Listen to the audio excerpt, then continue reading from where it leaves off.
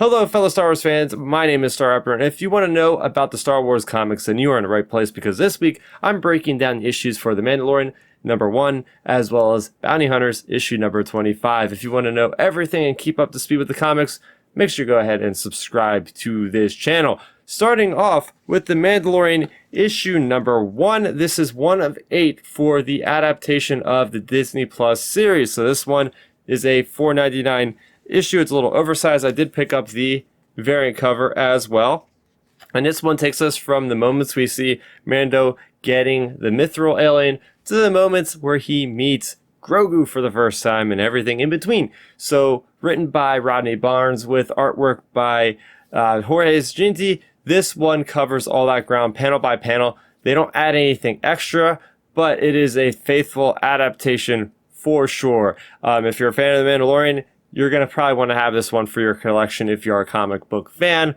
But I'm hoping that subsequent issues do have a little bit of a peeking behind the curtain for certain scenes of maybe, hey, we get to see what happened moments before we see it on the screen. Because those are the things I enjoyed from the Rogue One adaptation written by Jody Houser. So getting into the big one for this week, and that is Bounty Hunters issue number 25, written by Ethan Sachs with artwork by Paolo Villanelli. This one is a really fun kind of, obviously it's a comic book, but this is a comic booky issue, if that makes any sense, because we have these two big factions facing off against each other. We have Bossk, we have the character of Tasu Leech, we have Lasha, Tasha, all these people, actually not Lasha at this point, but all these different characters for OM, Zuckuss, going up against the Knights of Ren, led by Ren.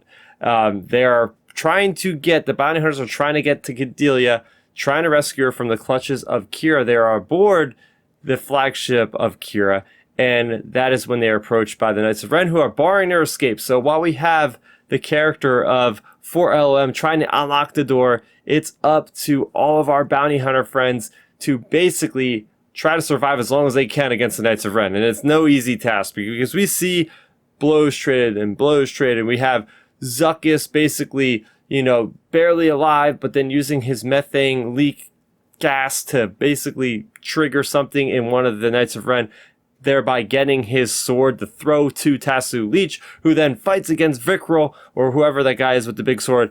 So many cool moments with Bossk where, he's like, I'm not no ordinary humanoid. I take blows by blows, and they do not hurt me as much. And he throws the guy against another Knight of Ren. You got just so many cool moments, with Tasha. She's just throwing knives out of her wrists, like wrist launchers.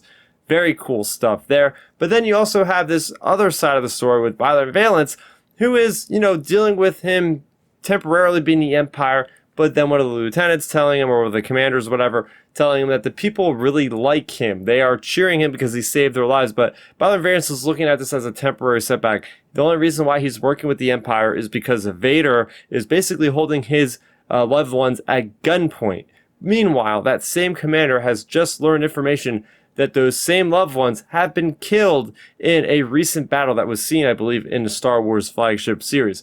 So they're holding that information from him, which is the only thing that's keeping him working for the Empire. So there's a lot of things boiling to the surface with Violet Valance, but I like how it's more introspective on that character, and it's seeing inside his mind about, hey, what is it like being conscripted into the Empire, whether you like it or not, and now he's living with the fact that, hey, he's actually a hero to these people, even though the Empire is pretty evil. So I like to kind of look at that.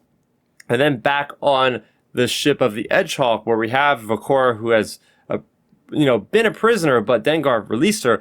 Now Vakora is hunting Losha, who is all by herself, watching over the ship as the rest of the bounty hunter crew is doing their thing. And it's this very cool cat and mouse sort of thing, where we have Vakora who's kind of yelling out to Lasha, and Lasha basically is cornered, throws this Hydra spanner at this device. It opens up the trapdoor, and the Nexu, is about to pounce Vakora, and that's where that storyline ends. So this issue was very kinetic. Of course it's kinetic because it's Bounty Hunters, and it's also written by Paolo Villanelli. He does a fantastic job of really kind of depicting some really tooth and nail combat. And what I like to see is the Knights of Ren really building up a reputation for themselves throughout Star Wars. You know, that was one of the major critiques of Rise of Skywalker. Is like, we see these guys and they get their butts handed to them pretty quickly. But at least in Crimson Reign number 4, when we see them going against Darth Vader and they get their butts kicked there, but then we see them versing the bounty hunters who are more on par with them, and now they're actually really kicking the butts of the bounty hunters. So we're seeing like this order of operations of the power structure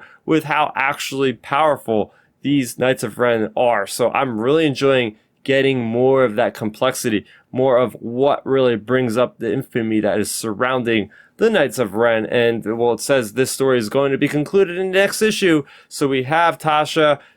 She's going to get Cadeliah while the rest of the damaged bounty hunters are said to go back to their ship. So we're going to see what happens there. Are they going to rescue Cadeliah? Because that could be a big, big disappointment if Qi'ra finds out, because then she won't be able to unite more of the syndicates to make Crimson Dawn even stronger. So there you go. There was my breakdown of Bounty Hunters number 25 and of The Mandalorian number 1.